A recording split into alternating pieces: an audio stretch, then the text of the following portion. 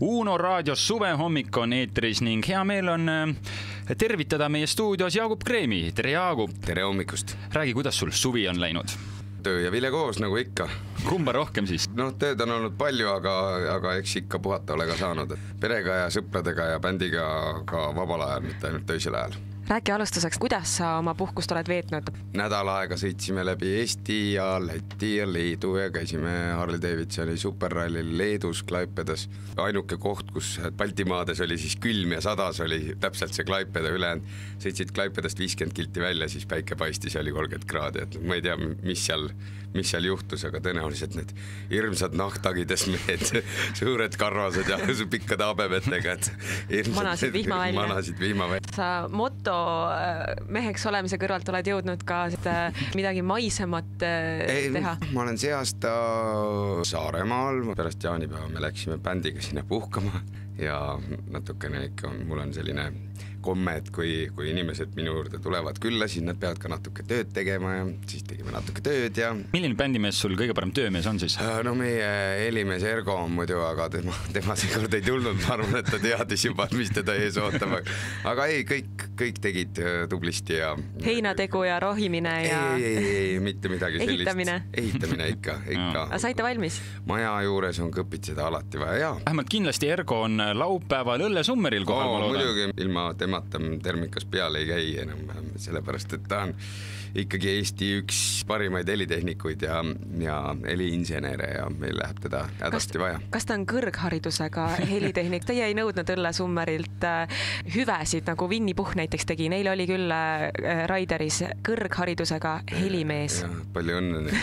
Et selles mõttes küsida võib kõike. Ma mäletan, kunagi oli küsitlus, et kes on Eesti kõige kallim bänd ja siis oli, et Two Quick Start on Eesti kõige kallim bänd, sellepärast, et nemad küsisid, ma ei tea, 100 000 krooni või 200 000 krooni. Küsida võib alati. Alati võib. Suupihta ei lööda küsida. Selles mõttes, et meie ei ole miljonit küsinud, aga me võiks seda ju ka teha. Et see ei tähenda veel, et keegi meile seda maksaks. Aga teil on Ergo, eks ju, teie talismann, nagu sa ütlesid. On.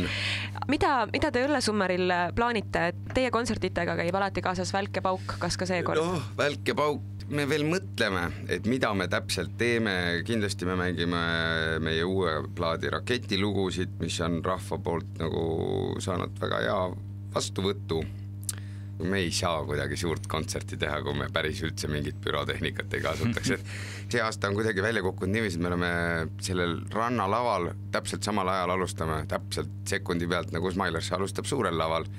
Et see on ideaalplaneering. Läheb rebimiseks. Ideaalplaneering, ei, ma arvan, et ei lähe rebimiseks. Ma kujutan ette, et paljud vaatajad jooksevad nende kahe ala vahelt, sest et on juhtunud sellist usun, et teil on väga palju ühiseid fänne. Kindlasti jah, ma loodan ka ja on juhtunud, et vaatad natuke ühte ja siis lähed teist vaatad. Ma olen ise käinud niiviisi Õllesummeris.